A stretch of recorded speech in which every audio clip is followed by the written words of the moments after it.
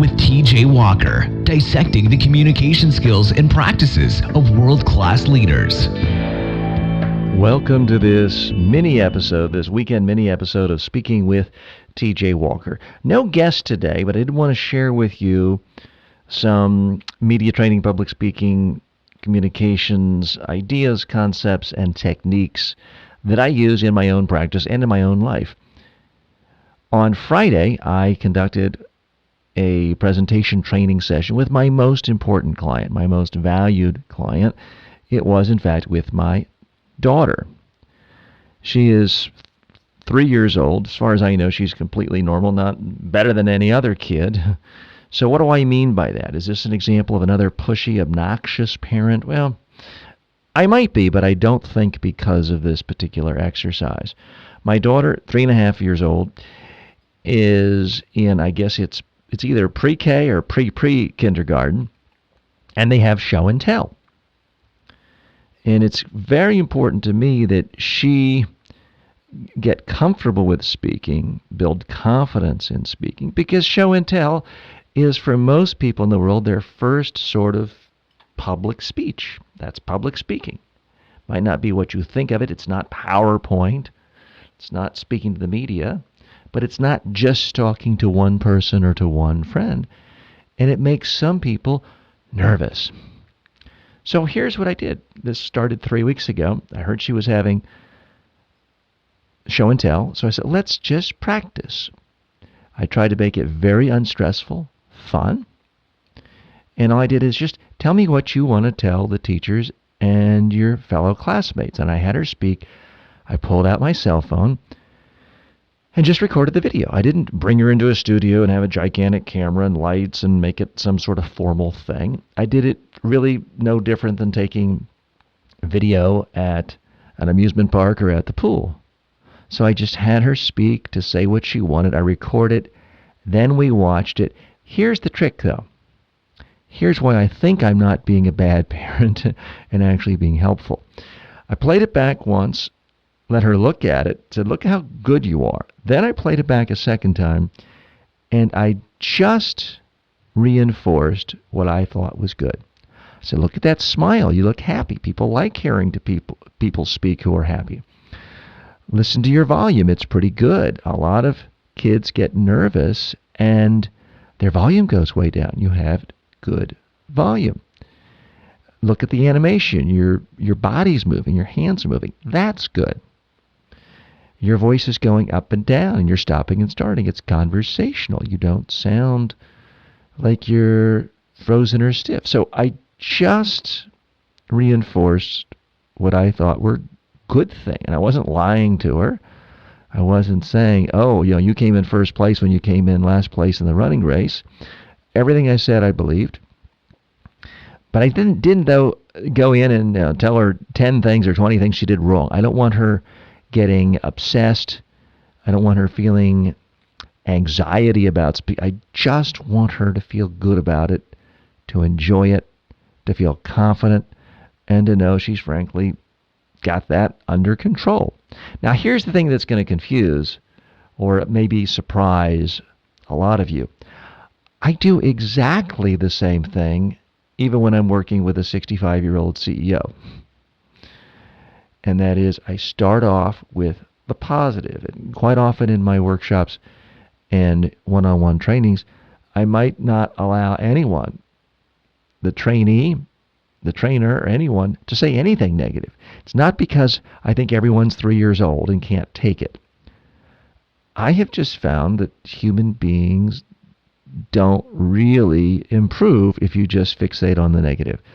They improve by fixating on the positive and trying to do more of the positive. That's what builds skills. That's what builds confidence. That's what makes people more comfortable with something.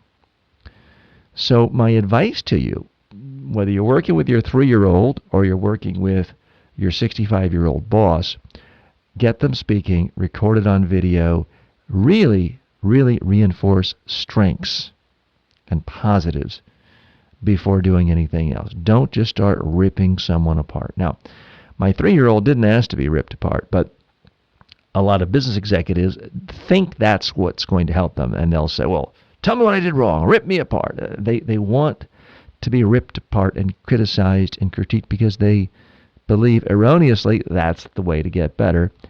It really isn't. Now, I had the fortune the other day to speak to a professional colleague who's in a similar line of work. He told me he did this very same thing with his children, who are now, I guess, college age. And I said, how did that turn out? Because there's a part of me fearing like, kids are going to rebel and they'll go quiet and not say any words out of their mouth for 5 years. And he said, no, it worked out really well. He said they always came in first place at all the public speaking competitions in their school and in their state. So I think I'm on the right track. These days, we all have cell phones. Most of us are used to capturing video of our kids anyway. It just doesn't take long. Again, I want to stress, I didn't block out, 2 hours that we could have been having fun. It was just really a few minutes. Now, here's the fun thing, and the thing that makes me most excited. The first 2 weeks, I had to, talking with my wife, sort of say, when is it? Let's do it now. I had to organize it. The third week, on Friday morning before school, my daughter comes to me and says, Daddy, show and tell is today. She's essentially asking me to rehearse. And that's frankly what I'm happiest about, is at the age of 3.5, at some level, she's bought into the idea of practicing presentations on video. Now, I don't know what's going to happen to my daughter. I'm going to try not to talk about her much on this podcast because I'm not sure she would appreciate it. And maybe she doesn't care now, but at some point she might. I don't want to violate privacy. But I do think there are lessons to learn here. And I got to tell you, I'm very happy if I can get her to buy into the idea of practicing any presentation, no matter how big or small, on video, even if it's just for 30 seconds. I think that's going to serve her really well, whatever she wants to do, no matter what career path she takes. If she can speak effectively, with confidence, with authority, knowing she's coming across her best, I think it's going to be a huge, huge asset in her career, regardless of what direction it goes in. So that's my tip and lesson for the day. If you want to help your kids, it's not just about spending hours drilling them with flashcards or helping them with their math or rewriting their essays, as some people might do. Help them speak more effectively, because there are an awful lot of parents helping their kids with all those other skills. Very few parents help their kids become better speakers. How do I know this? Because I ask people all the time. Nobody does this. So if you want to give your kid a real advantage over all the classmates in school, help them become a better speaker. Practice every presentation, book report they have to give. Help them practice on video, but make it fun. Don't make them feel like you're going to hector them and trash them and criticize them. Use it as an opportunity to just get them more familiar with the content, reinforce their strengths. You go negative, and believe me, it's going to blow up in your face. Clients of mine who pay a lot of money will take criticism.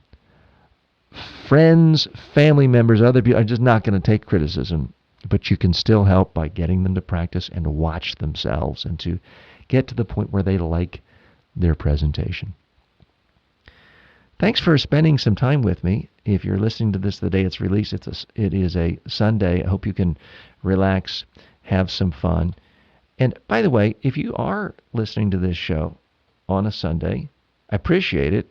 I hope you listen every day of the week. We're going to come to you either 6 days a week or 7 days a week. I'm just going to frankly look and see what the downloads are like, what the feedback is like. If you like having more shows, let me know. If you say, TJ, just stick to 5 days and just stick to interviews, I'd like feedback on that as well. Recently, I switched formats from it just being me to doing long-form interviews.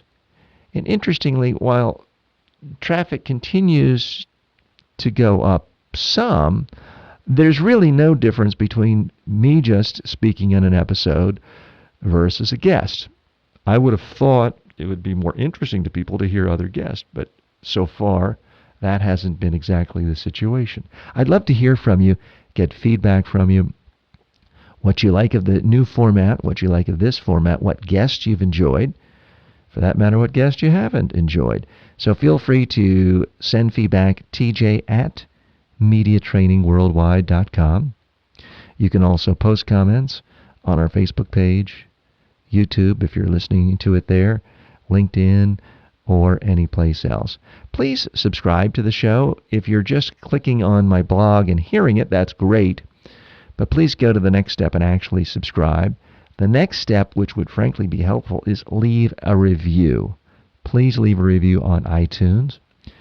And better yet, share it with friends. Recommend it to colleagues if you think they could benefit by learning more about communication, not just from me, but from our guest. Thanks again. I will see you and talk with you tomorrow. Thanks for listening to Speaking with TJ Walker, where the communication skills and practices of world-class leaders are dissected.